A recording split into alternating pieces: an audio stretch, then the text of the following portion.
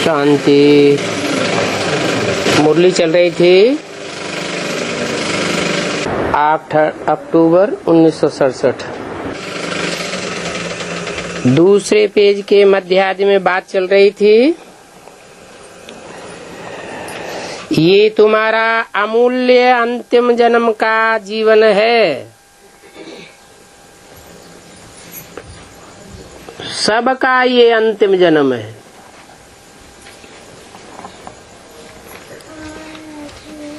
सारी दुनिया का ध्वंस करने के लिए एटम बम बन चुके हैं।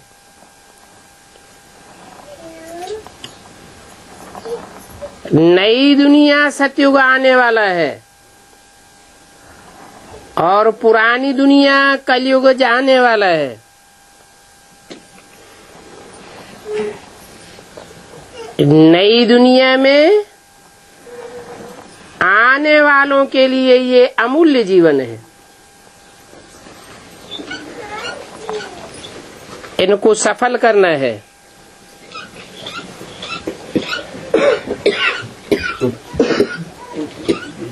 तुम ब्राह्मणों की इज्जत बहुत ऊंची है। तुम इज्जत लायक होते रहते हो, क्योंकि दुनिया में सबसे ज्यादा ऊंची इज्जत किसकी है? ऊंचते ऊंचे इज्जत वाला कौन है?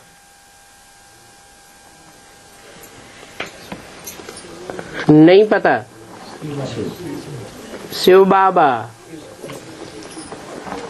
जो ऊंचते ऊंचे इज्जत वाला शिव बाबा है, उसको दुनिया के हर धर्म के लोग इज्जत देते हैं। क्रिश्चियंस गॉड फादर के रूप में, मुसलमान अल्लाह के रूप में। अल्लाह माना ऊंचे ते ऊंचा, और हिंदू उसे भगवान कहते हैं। इससे जास्ती ऊंची इज्जत वाला कोई होता नहीं है। और तुम बच्चे ऊंचते ऊंचे बाप के ऊंचते ऊंचे बच्चे हो।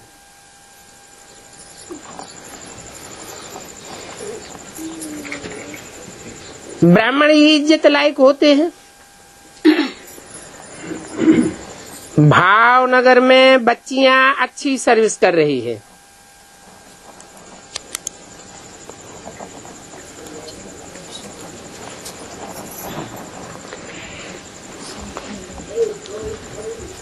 जिनकी भावना अच्छी होती है जरूर अच्छी सर्विस करेंगे। अहमदाबाद में भी सर्विस वृद्धि को पाई रही है।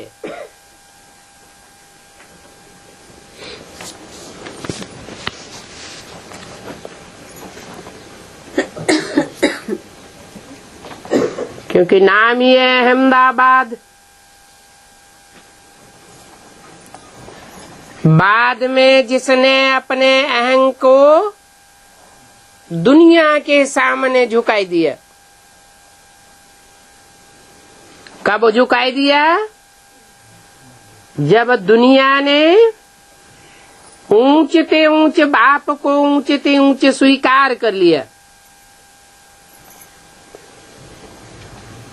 तब झुकाई दिया।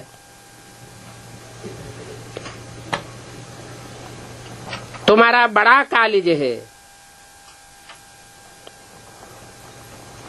और बड़े से बड़ा पढ़ाने वाला है, उससे ऊंच पढ़ाई पढ़ाने वाला कोई होता नहीं है। वो पढ़ाने वाले टीचर्स होते हैं, डॉक्टर बनावेंगे, सर्जन बनावेंगे, इंजीनियर बनावेंगे, मिनिस्टर बनावेंगे, कलेक्टर बनावेंगे। और ये ऐसा ऊंचे से ऊंचा टीचर है, सुप्रीम टीचर, जो विश्व का बादशाह बनाता है। फिर जो जितनी पढ़ाई पढ़े, ऐसी पढ़ाई पढ़ाने वाला कभी किसी ने देखा नहीं होगा।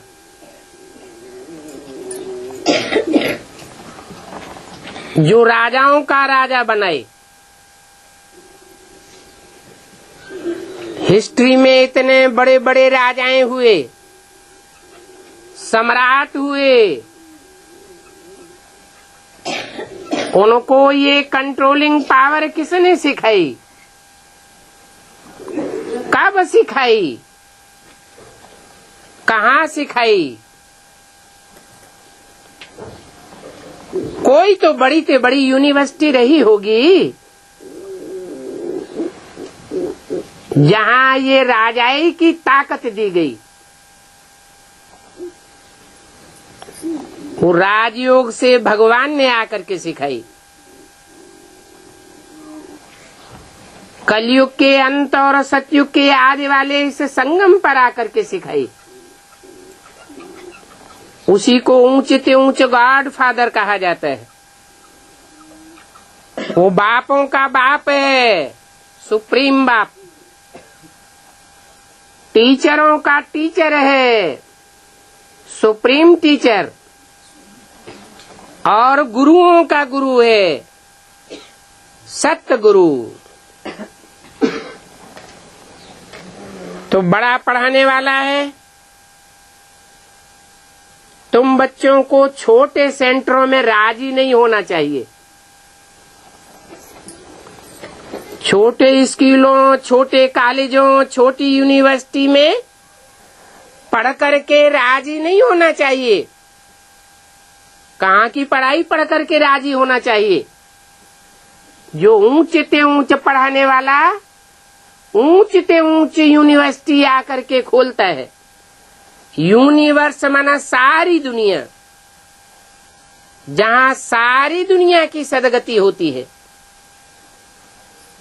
ऐसी यूनिवर्सिटी में पढ़ करके तुमको राजी होना चाहिए।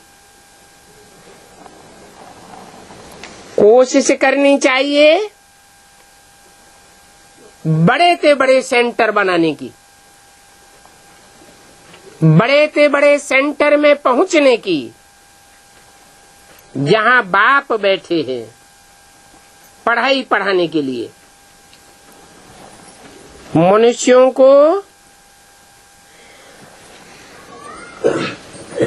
ऊंचे से ऊंचे बाप के तुम ऊंचे से ऊंचे बच्चों की पहचान तो है ही नहीं। वो नहीं जानते हैं कि भविष्य में तुम बच्चों का कितना ऊंचा मर्तबा होने वाला है। जंगली बुद्धि है। शास्त्रों में भी दिया हुआ है, विनाश काले विपरीत बुद्धि। किनकी विपरीत बुद्धि? जो इस कांटों के जंगल की दुनिया के जंगली बुद्धि है। लौकिक बाप को जानना और पारलौकिक बाप को न जानना, तो उनको जंगली जानवर ही कहेंगे ना।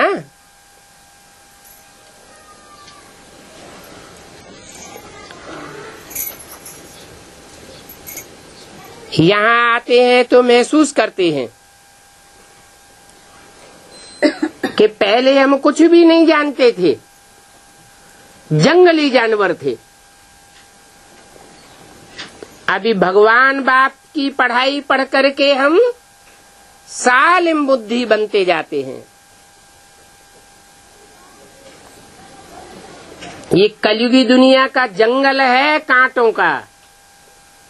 सब एक दूसरे को कांटे की तरह चुभते रहते हैं। भगवान बाप आकर के इस कांटों के जंगल को फूलों का बगीचा बनाते हैं, जिसे सत्य युग कहा जाता है। सत्य बाप है तो सच्चा बाप आकर के सच्चखंड की स्थापना करते हैं। और झूठ खंड का विनाश करते हैं।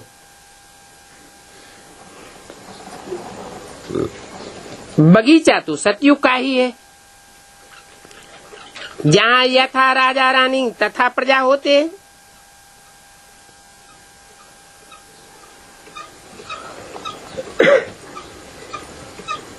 राजा में ये अहंकार नहीं होता कि हम इतनी बड़ी सल्तनत के महाराजा हैं। क्यों? क्योंकि वो इतना आत्माभिमानी होता है कि सारी सल्तनत को अपनी प्रजा अर्थात प्रकृष्ट रूप में जिसका जन्म मिलता है बच्चा समझता है। आज की दुनिया के कोई भी ऊंची गद्दी पर बैठने वाले कंट्रोलर शासक अपनी प्रजा को बच्चों के रूप में नहीं देखेंगे। वहाँ सारी दुनिया एक कुटुंब के मुआफिक होती है, सारी दुनिया एक परिवार के मुआफिक होती है। परिवारजन जैसे महाराजा के बच्चे हैं। बच्चा भी कहेगा मेरी राजाई है। किसी को वहाँ देहभान नहीं होता है, कोई वहाँ अनुशासनहीन नहीं होता है जो कोई के ऊपर शासन करना पड़े। सब रूहानियत की औलाद हैं, रूहानी स्टेज में रहने वाले हैं, रूहानी प्यार जताने वाले हैं।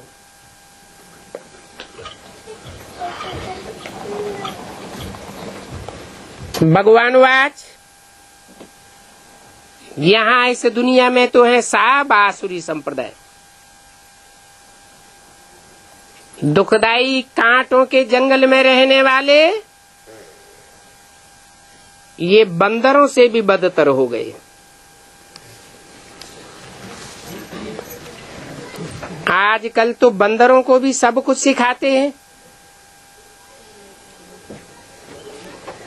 बाप कहते हैं इनकी शिकल मनुष्य जैसी है परंतु इनके कर्तव्य बंदरों जैसे हैं। जैसे बंदर में 5 विकार सब जानवरों से जास्ती होते हैं। काम विकार भी भोगेगा,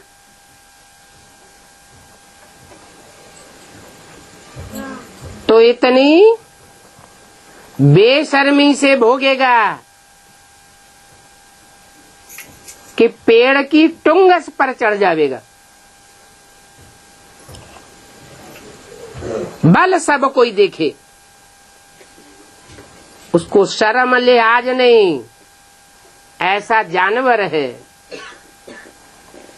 ऐसे आज की दुनिया के मनुष्य बंदरों मिसल बन गए। बंदरों को क्रोध आवेगा तो ये नहीं देखेगा ये मेरी माँ है, ये मेरी बहन है, ये मेरा बाप है।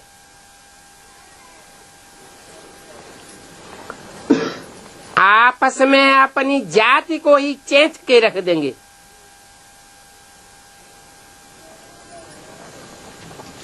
लोभ ऐसा होता है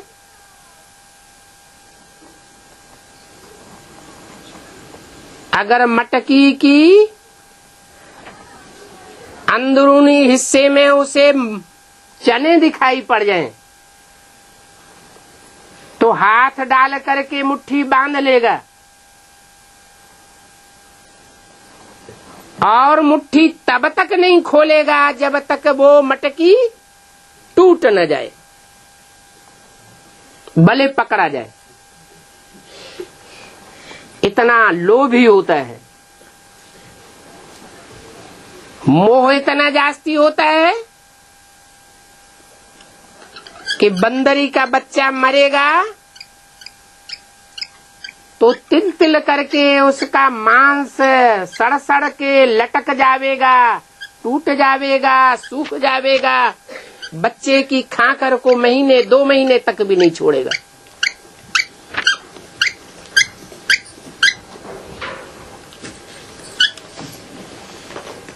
और अहंकार इतना होगा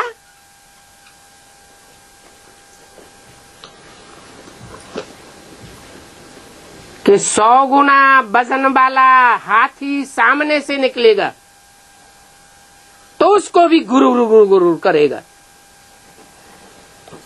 गुड़क मारेगा। ऐसे आज के मनुष्य बन गए हैं, बंदरों मिसल।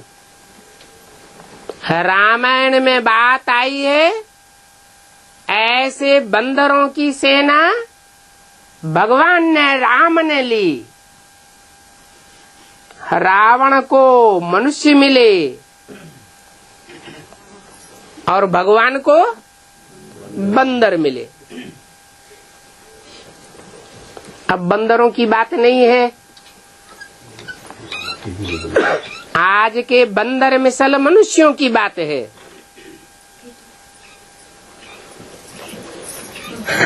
ये बंदर से भी बदतर हैं। अपने देवी देवताओं की महिमा गाते हैं, खुद को नहीं देखते हम कैसे बन गए हैं।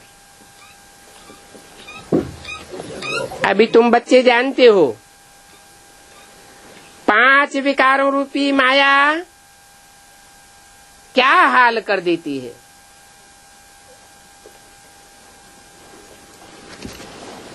आज देखो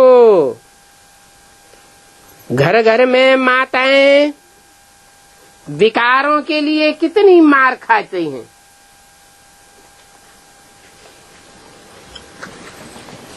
कोई पूछने वाला नहीं है। भगवान जब आते हैं तो अबलाओं पर अत्याचार का गायन है। भगवान बाप आकर के बहुत बड़ा ऑर्डिनेंस निकालते हैं। ऑर्डिनेंस है पवित्र बनो, योगी बनो, तो तुम्हारे जन्म जन्मांतर सफल हो जाएंगे। नहीं तो जन्म जन्मांतर असफल हो जाएंगे।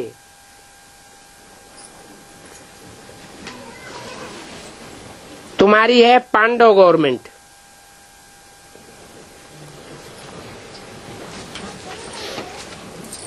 रास्ता बताने वाला पांडा बाप आया हुआ है। उन्होंने नाम दे दिया है पांडु पुत्र। किसके पुत्र? पांडु के पुत्र थे। है वास्तव में पंडा ऊंचे थे ऊंचा। दुनिया को राह दिखाने वाला आया हुआ है। मुक्ति और जीवन मुक्ति की राह दिखाता है।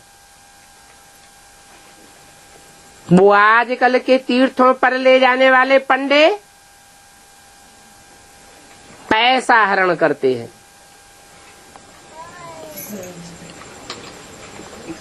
तीर अर्थात ठिकाना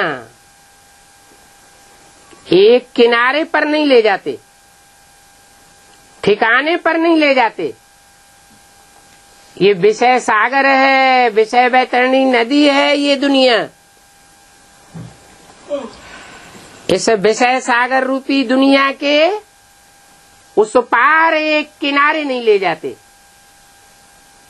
तीर माना किनारा। वो झूठे पंडे हैं। असली किनारा दिखाने के लिए बाप आया हुआ है। कहते हैं अभी तुम इस पार हो, विषय वैतरणी नदी के मझधार में हो। मैं तुम्हें पार लगाने के लिए आया हुआ हूँ। सतयुग रूपी क्षीर सागर में ले जाऊंगा।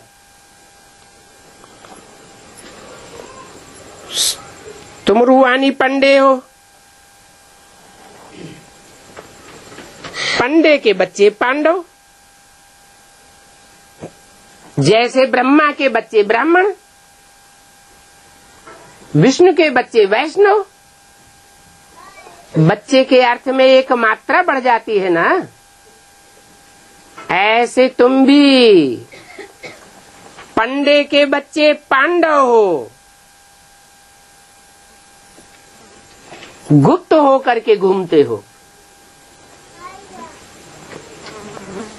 पांडवों ने कम्पिल्य नगर में जाकर के गुप्तवास किया। दुनिया नहीं जानती थी ये पांडव कौन थे। तुम सारी दुनिया को रास्ता बताने वाले हो। यहाँ बैठे भी तुम बताते हो कि बाप को याद करो। तुम्हारी बैठक से ही कोई समझ जाएगा कि बाप कौन है और उस बाप के बच्चे कौन हैं।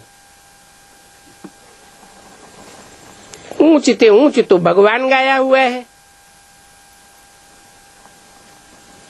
उसके लिए कहते हैं शिवाय नमः। किसको नमन करते हैं? शिव के लिए नमन करते हैं। शिव माना कल्याणकारी। इस दुनिया में सब अकल्याणकारी है। एक दूसरे का कल्याण करते रहते हैं। एक ही कल्याणकारी है जो सदा शिव कहा जाता है। झूठा होगा तो कल्याण जरूर करेगा, अकल्याण जरूर करेगा। और जो सदा सच्चा होगा तो सदा कल्याण करेगा। उसको कहा जाता है सदा शिव, सदैव कल्याणकारी है। जो बोलता है वो कल्याणकारी बोलता है। जहां जहां नजर जाती है कल्याणकारी देखता है। जो भी कर्म इंद्रियों से कर्म करता है कल्याणकारी कर्म करता है।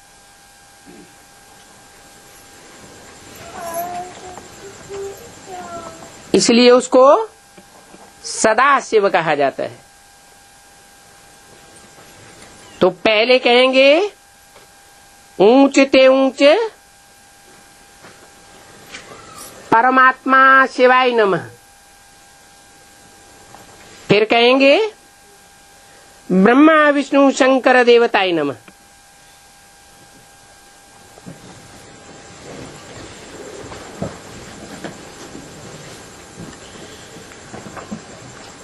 ब्रह्मा विष्णु शंकर का जब नाम आता है नमन करने के लिए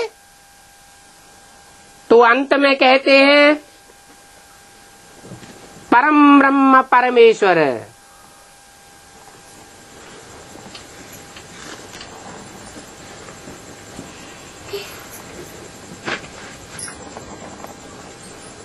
वो ज्ञान का सागर है,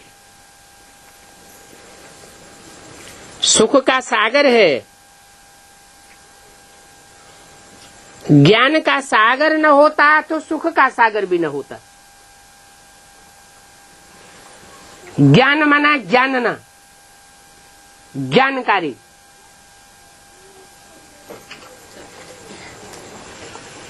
जानकारी काहे की?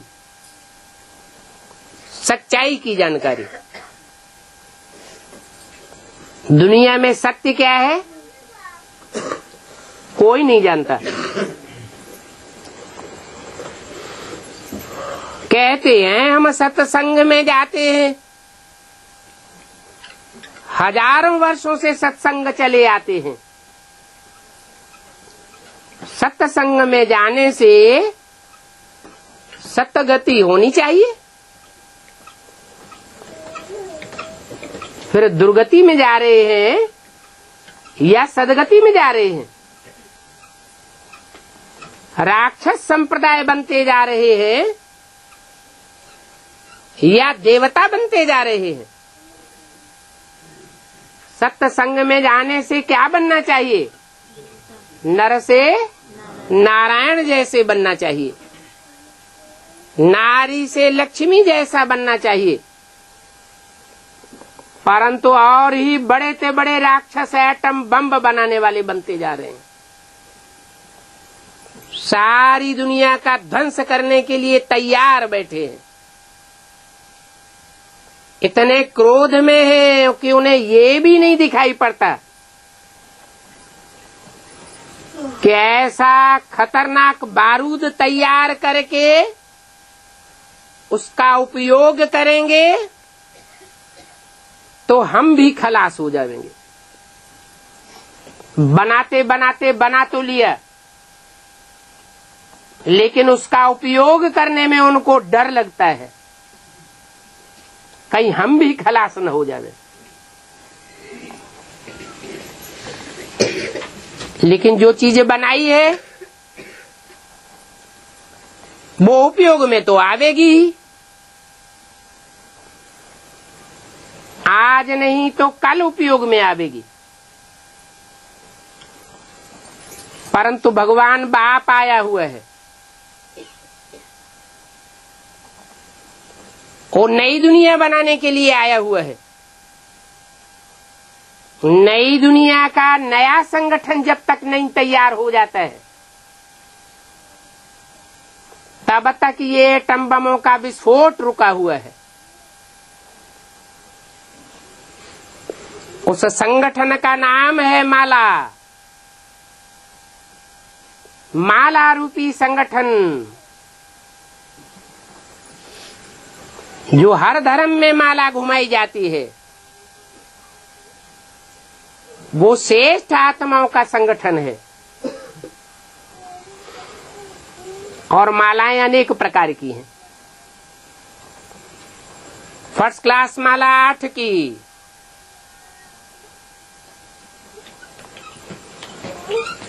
जो स्कॉलरशिप लेते हैं, जन्म जन्मांतर के राजाएं महाराजाएं बनते हैं। उन 8 को भगवान बाप शिव शंकर भोलेनाथ के रूप में उन 8 मणकों को सर के जटाजूट में रखते हैं। जैसे कोई बाप होता है, कोई बच्चे को बहुत प्यार करता है तो सर के ऊपर बिठा लेता है। कहते भी हैं इनको तो सर के ऊपर बिठाया हुआ है। अरे बाप का काम बच्चा करेगा, बाप की सेवा करेगा तो बाप को बच्चे के ऊपर प्यार नहीं आवेगा? जरूर आवेगा। एक बच्चा घर में होता है निठल्ला, काम धाम कुछ भी नहीं, और ही परिवारजनों को तंग करता रहता है। एक बच्चा है दुकान संभालता है, जागीर संभालता है, बाप की बहुत सेवा करता है, परिवार की सेवा करता है। तो ऐसे बच्चों को भगवान बाप भी बहुत मान देते हैं, बहुत प्यार देते हैं। हर धर्म में वो 8 विशेष आत्माएं गाई हुई हैं। मुसलमान और क्रिश्चियन लोग उनको 8 फरिश्ते के रूप में मानते हैं। उनके धर्म ग्रंथों में लिखा हुआ है, कयामत जब बर्पा होती है तो खुदा के तख्त को 8 फरिश्तों ने उठाया। अपने भारतवर्ष में भी कोई अनुष्ठान करेंगे कथा करेंगे, शादी करेंगे, यज्ञोपवीत करेंगे, तो 8 ग्रह नवग्रह का पूजन जरूर करेंगे। ये 9 विशेष बड़ी बड़ी आत्माएं हैं जो बड़े से बड़ा पुरुषार्थ करने वाली है।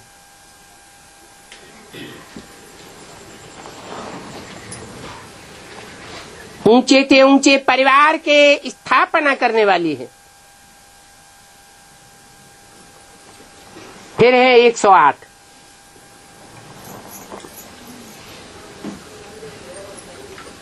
ये है फर्स्ट क्लास माला।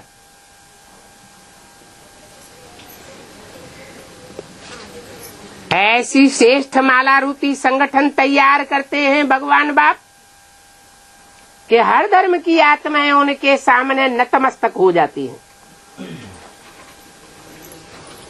चाहे क्रिश्चियन हो, मुसलमान हो, बौद्धी हो, सब धर्म के लोग उस माला का स्मरण करते हैं।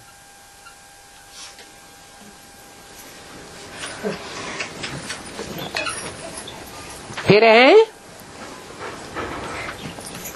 1000 श्रेष्ठात्माएं।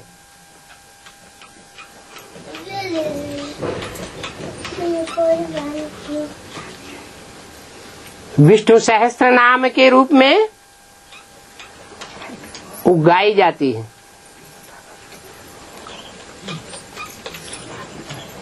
ब्रह्मा सो विष्णु कहा जाता है। ब्रह्मा की 1000 भुजाएं अर्थात सहयोगी के रूप में गाई जाती है, जिन्होंने तन से सहयोग दिया भरपूर और भरपूर धन से सहयोग दिया।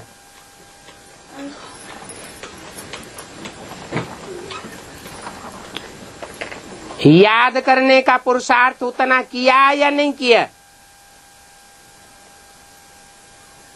लेकिन सहयोग भरपूर दिया। वो 1000 ब्रह्मा की भुजाएं भगवान के सहयोगी के रूप में गाई जाती है। और आज के झूठे गुरु लोग जो अपन को भगवान समझ करके बैठते हैं, शिवोहम का नारा लगाते हैं, हम ही शिव हैं, ब्रह्मास्मि, हम ही ब्रह्मा हैं। वो अपन को टाइटल धराए लेते हैं, श्री श्री 1008 स्वामी अमुक अमुक सच्चिदानंद परमानंद महाराज।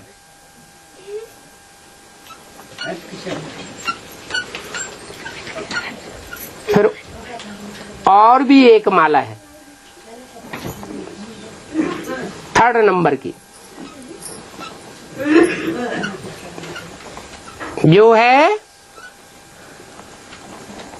उन ब्राह्मणों की माला जो गोप गोपियों के रूप में गाए हुए हैं। 16,108 गोप गोपियां, जिन्होंने पांडव बन करके गुप्त पुरुषार्थ किया था।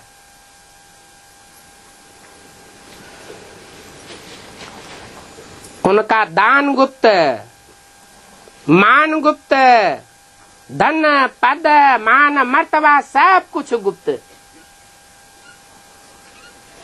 ऐसा गुप्त पुरुषार्थ करने वाले श्रेष्ठ माला के मणके आज भी पुराने पुराने मंदिरों में गरारी पर रखे हुए, जिनको 4-4, 8-8, 10-10 मिलकर के खींचते हैं। खींचने का मतलब क्या हुआ? अंत में ऐसी स्थिति आवेगी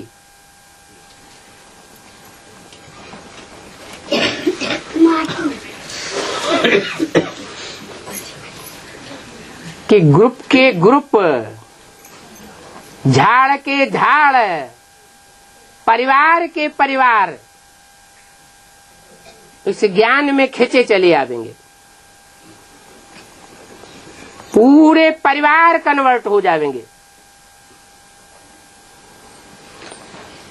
देहधारी गुरुओं को छोड़ देंगे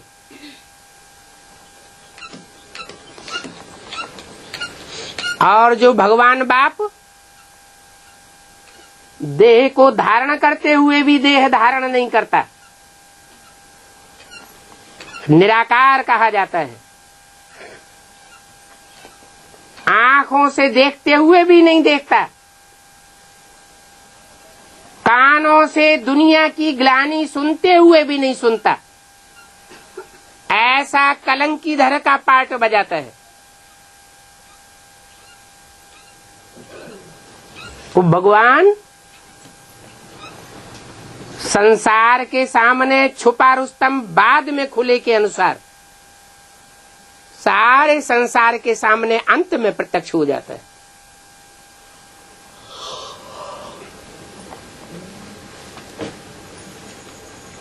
तो बोला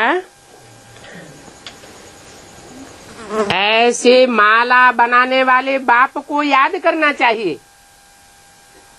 माला माना संगठन श्रेष्ठ आत्माओं का। भगवान बाप आते हैं तो उनको पता रहता है कि कौन कौन से देवताएं जो हिंदू बने द्वापर युग से और हिंदू बन करके दूसरे दूसरे धर्मों में कन्वर्ट होते रहे।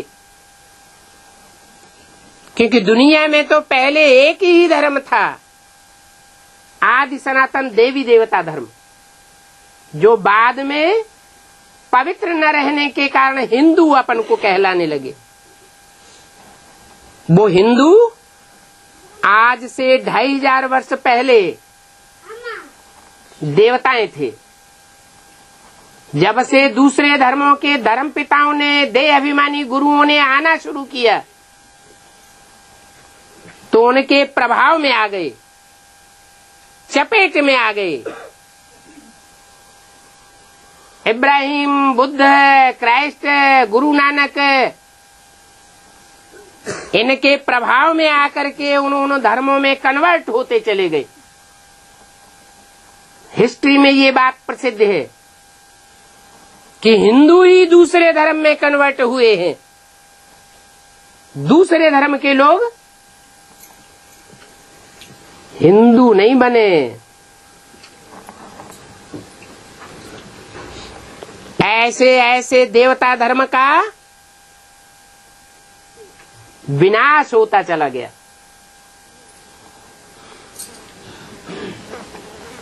सारे हिंदुस्तानी दूसरे दूसरे धर्मों के प्रभाव में आकर दूसरे धर्म में कन्वर्ट होते चले गए और धर्मों की जनसंख्या बढ़ती चली गई और हिंदुओं की जनसंख्या कम होती चली गई, कमजोर पड़ गए।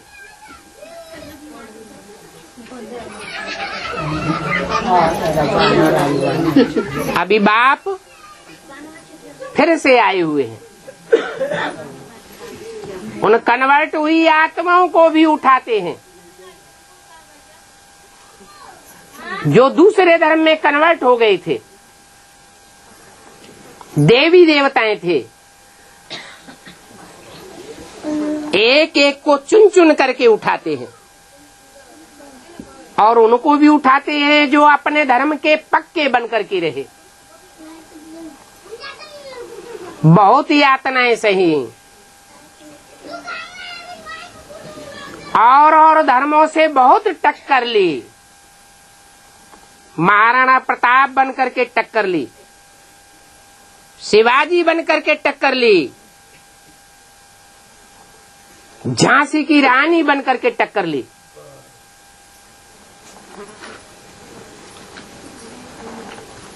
बल अस्त व्यस्त हो गए, परंतु हार नहीं मानी। परंतु माया ऐसी है कि आखिरी ने सांप को धूल चटाई देती है। ये माया रूपी रावण है, जो 10 धर्मों का रूप धारण करके आज संसार में बैठा हुआ है।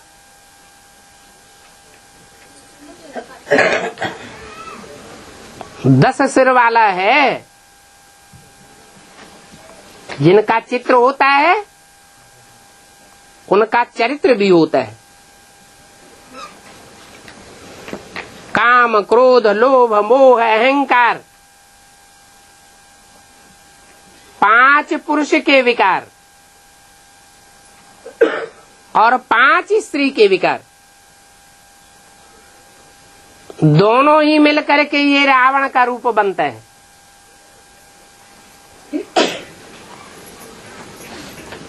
प्रकृति के 5 तत्व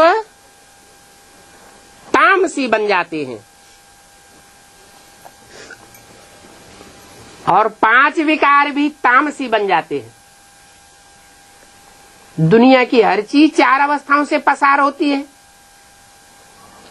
पहले सतो प्रधान सुखदायी, फिर रजो प्रधान, उससे पहले सतो सामान्य और अंत में तमो प्रधान। द्वापर के आदि में पहले मनुष्य इतने विकारी नहीं होते थे जितने आज विकारी हैं। प्रकृति के 5 तत्व भी, पृथ्वी, जलवायु, अग्नि, आकाश, इतना प्रकोप नहीं करते थे जितना आज प्रकोप करने पर तुले हुए हैं। एटम बम फटेंगे तो सारी पृथ्वी डोलायमान हो जाएगी, अपना बैलेंस खो देगी। पृथ्वी तो मुख्य तत्व है, तो मुख्य तत्व जब डोलायमान होगा तो जलवायु, अग्नि, आकाश ये भी विकराल रूप धारण करेंगे। आज की दुनिया के मनुष्यों ने जो पंप एंड शो फैलाया हुआ है, पिछले 100 वर्ष के अंदर 100 मार की बिल्डिंगें बनाते चले जाते हैं। समझते हैं यही स्वर्ग है। ये ताश के पत्तों की तरह बिल्डिंगें टूटेंगी। दुनिया की बड़े से बड़ी जनरेशन का विनाश भूकंप से होगा।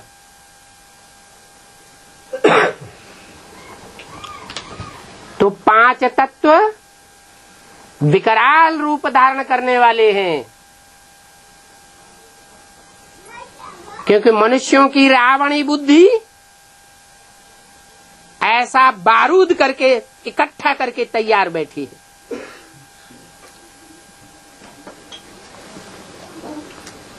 भगवान बाप आते हैं तो श्रेष्ठ श्रेष्ठ मनुष्य आत्माओं को हर धर्म से चुनते हैं और चुन चुन करके उनको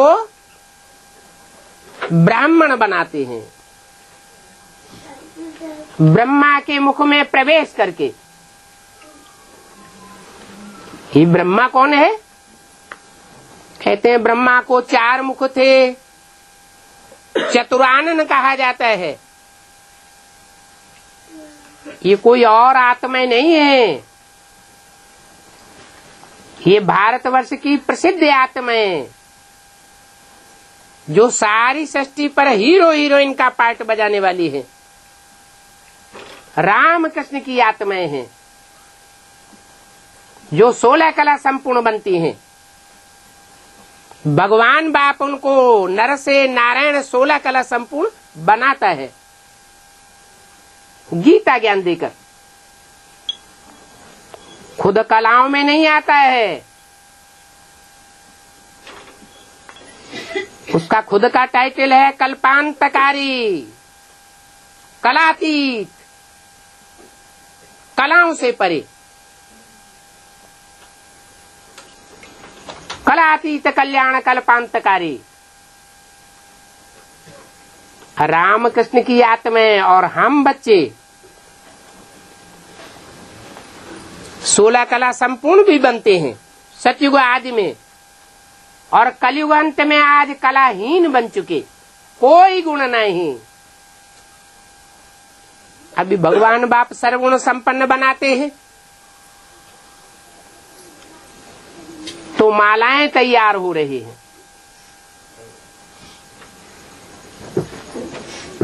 ऐसे नहीं कि 16,000 की ही माला है आखिरी, नहीं। रुद्र यज्ञ जब रचते थे भक्ति मार्ग में तो लाख शालिग्राम बनाते थे। ये शालिग्राम हम आत्माओं की यादगार है। उन लाख आत्माओं के भी नंबर डिक्लेयर होने हैं। कौन लाख की स्टेज में आवेंगे? जिन 1 लाख आत्माओं को ऋषि मुनियों ने सुबह से बना बना करके शाम तक बनाया, रुद्र यज्ञ रचते रहे। वो रुद्र के बच्चे थे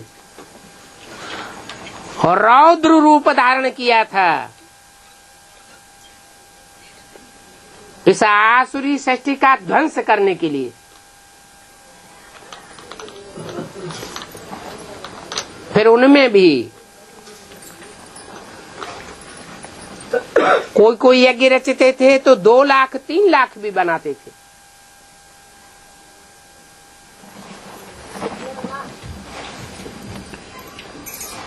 ये 3-4 लाख आत्माएं बल सतयुग की प्रजा वर्ग में आती हैं, पहली डायनेस्टी में। लेकिन पहले जन्म की प्रजा भी में कुछ खसूसियत होती है जो और धर्मों की प्रजा में खसूसियत नहीं होती। उनको कहा जाता है सूर्यवंशी, डायरेक्ट सूर्य बाप के बच्चे, चंद्रवंशी भी नहीं। फिर हैं इस्लाम वंशी, बौद्धी वंशी, क्रिश्चियन वंशी, मुस्लिम वंशी, उत्तरोत्तर नीची कोटि की आत्माएं जो पृथ्वी पर बाद में उतरती रहती हैं, पृथ्वी का पाप का बोझा बढ़ाने के लिए।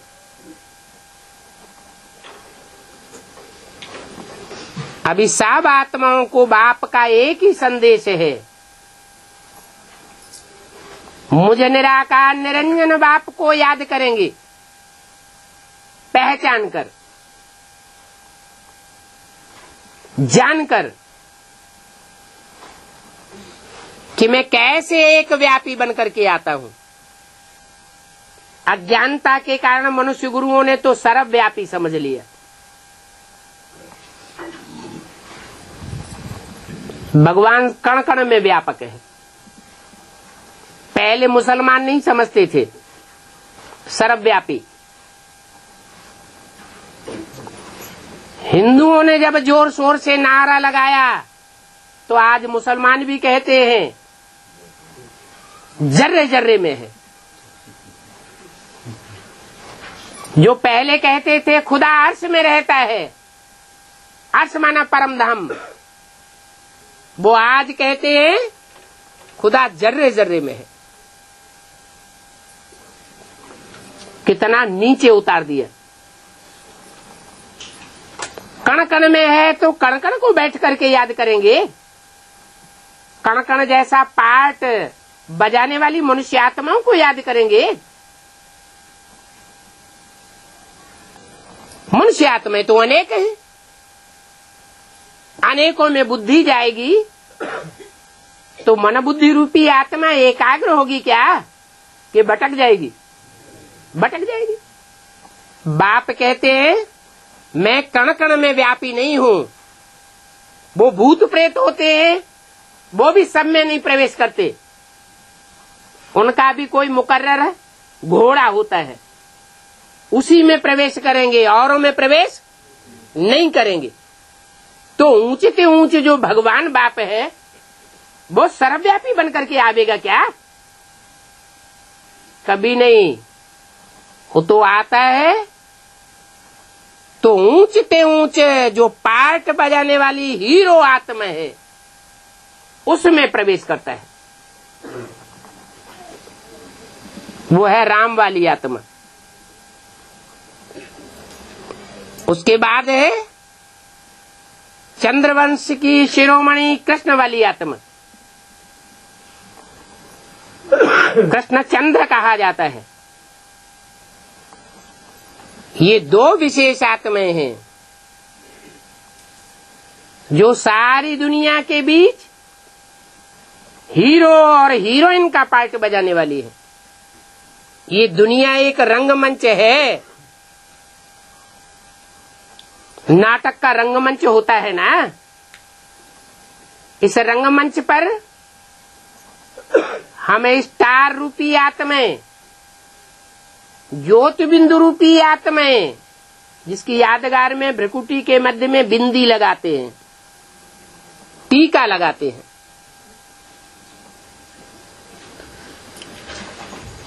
हम सब आत्माएं रंगमंच पर 84 के चक्र में आकर के ज्यादा से ज्यादा 84 चोले धारण करते हैं। सतयुग में हमारा देवताई चोला था।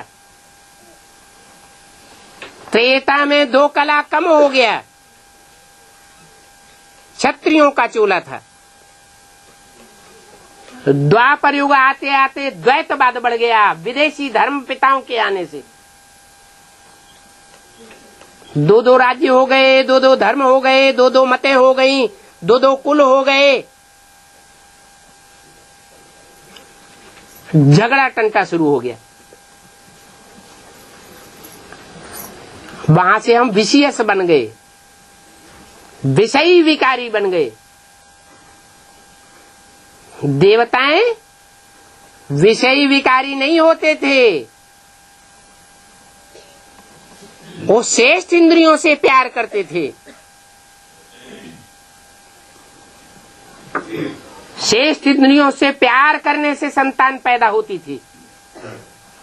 उन देवताओं को श्रेष्ठाचारी कहा जाता है। आज के मनुष्यों को भ्रष्टाचारी कहा जाता है, क्योंकि भ्रष्ट इंद्रियों से आचरण करके दूसरों को दुख दे करके संतान पैदा करते हैं। जिस संतान की पैदाइश ही दुख से होती हो तो उसका आदि और मध्य और अंत कैसा होगा? दुखदायी होगा। तो आज हर मनुष्य एक दूसरे के लिए दुख देने वाला है। भगवान बाप आकर के ऐसी भ्रष्टाचारी संतान को पलट करके, भ्रष्टाचारी मनुष्य आत्माओं को पलट करके श्रेष्ठाचारी देवता बना रहे हैं। फुल श्रेष्ठाचारी जो बनते हैं वो है 9 लाख सितारे।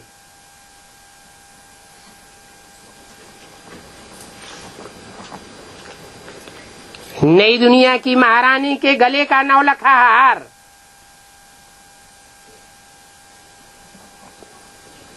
इतना प्रसिद्ध है। बहुत श्रेष्ठ आत्माएं हैं वो 9 लाख आत्माएं। उनमें 4.5 लाख हैं नई दुनिया में जन्म लेने वाले बच्चों के रूप में, जो थोड़ी कम पुरुषार्थी होंगी, चंद्रवंशी। और 4.5 लाख हैं जन्म देने वाले, जो राम जैसे सूर्यवंशी पार्ट बजाने वाली आत्माएं। सारी दुनिया उनका परिवार है। किसी के प्रति उनका ईर्ष्या द्वेष नहीं रहेगा जब पढ़ाई पूरी होगी। कोई उनके नजरों में छोटा और बड़ा नहीं होगा। कोई कैसा भी गिरा हुआ पतित से पतित मनुष्य हो, दुखदाई आत्मा ही क्यों न हो, उसके प्रति भी रहम का भाव होगा। उनको कहेंगे विश्व कल्याणकारी बाप के विश्व कल्याणकारी बच्चे। वो विश्व कल्याणकारी बच्चे अभी संसार में प्रत्यक्ष होने वाले हैं 9 लाख सितारों के रूप में। वो आसमान के सितारे जड़ हैं जो सूर्य से रोशनी लेते हैं, और ये धरती के सितारे चैतन्य हैं जो चैतन्य ज्ञान सूर्य परमात्मा से डायरेक्ट ज्ञान जल धारण करते हैं।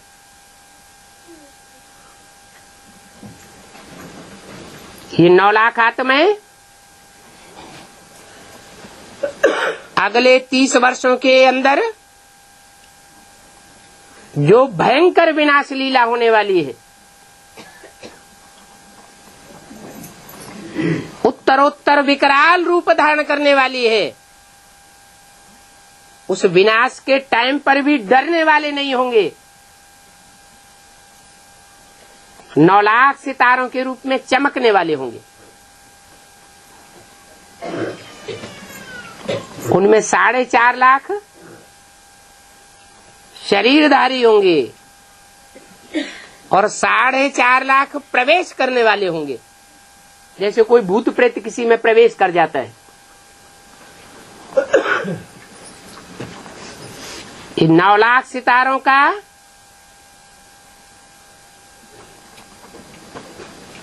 जो पुरुषार्थ है वो सारे संसार को रोशन करेगा। दुनिया में एक ही धंधा रह जाएगा, ज्ञान का लेना और ज्ञान का देना। सृष्टि की शुरुआत होती है ब्रह्मा से, ब्रह्मा के मुख से ब्राह्मण निकले। कोई मशीन नहीं रखी थी ब्रह्मा के मुख में जो ब्राह्मण निकलने लगे। तो परमात्मा बाप जिस ब्रह्मा के तन में प्रवेश करता है, ज्ञान सुनाता है मुख से, उस मुख के ज्ञान को धारण करने वालों को और दूसरों को धारण करने वालों कराने वालों को ब्राह्मण कहा जाता है। इसलिए शास्त्रों में लिखा हुआ है ब्रह्मा के मुख से ब्राह्मण निकले। पंडित आचार्यों ने उसका स्थूल अर्थ उठा लिया। अभी बाप आकर के शास्त्रों का सच्चा अर्थ बताते हैं, सच्ची बात बताते हैं। तो ऐसी ऊंचे से ऊंची पढ़ाई धारण करनी चाहिए, टाइम वेस्ट नहीं करना चाहिए।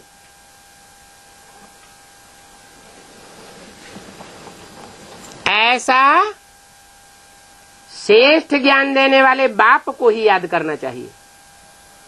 पहले तो पहचानना है कि सृष्टि पर वो गीता ज्ञान दाता परमपिता परमात्मा कौन से साकार स्वरूप से ये ज्ञान दे रहा है।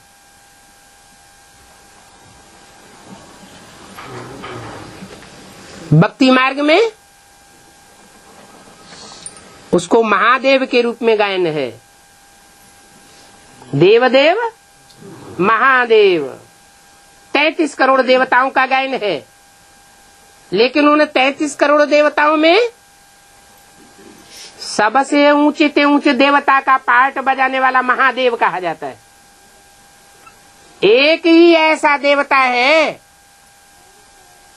जिसका नाम शिव के साथ जोड़ा जाता है। उसके अलावा कोई दूसरा देवता हो तो नाम बताओ। शिव शंकर भोलेनाथ कहेंगे, शिव विष्णु नहीं कहेंगे, शिव ब्रह्मा नहीं कहेंगे, शिव जगदम्बा नहीं कहेंगे, शिव महाकाली नहीं कहेंगे, शिव लक्ष्मी नहीं कहेंगे। क्या कहेंगे? शिव शंकर भोलेनाथ। अलग अलग आत्माएं हैं। शिव है निरंजन निराकार परम ब्रह्म परमेश्वर, कहते हैं ब्रह्मा देवताय नमः, विष्णु देवताय नमः, शंकर देवताय नमः। वो है परम ब्रह्म परमेश्वर, जो कभी जन्म मरण के चक्र में नहीं आता। वो हम बिंदु बिंदु आत्माओं का बाप ज्योति बिंदु है। उस बिंदु का बड़ा आकार बना करके शिवलिंग के रूप में मंदिरों में पूजा होती है। पूजा पवित्रता के पार्ट की होती है। जो रूप शिव के मंदिर में दिखाया गया है, वो ये साबित करता है कि मनुष्य जब ऐसा कर्म इंद्रिय से पार्ट बजाते हैं तो निस्तेज हो जाते हैं, शक्ति क्षीण हो जाती है। आसुरी सृष्टि का आसुरी बच्चा पैदा करने लग पड़ते हैं, बिच्छू टिंडन पैदा करते हैं। और वो कर्म इंद्रियों से ऐसा पार्ट बजाने के बावजूद भी अमोघ वीर्य कहा जाता है, कभी निस्तेज होने वाला नहीं। इसलिए उसकी इंद्रिय पूजी जाती है। कौन सी इंद्रिय, क्या नाम दिया हुआ है? शिवलिंग। और इंद्रिय नहीं पूजी जाती है। ये बात साबित होती है कि शिवलिंग में कान नहीं दिखाए जाते, नाक नहीं दिखाई जाती।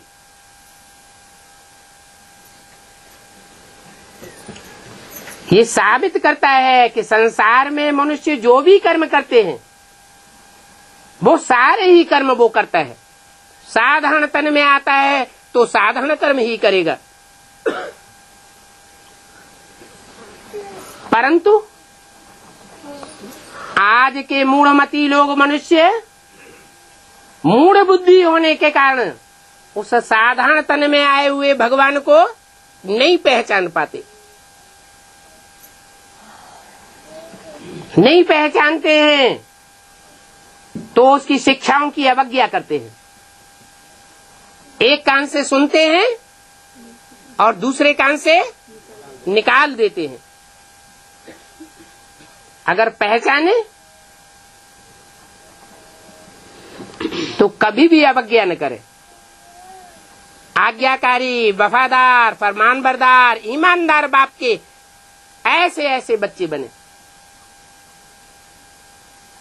ओम शांति।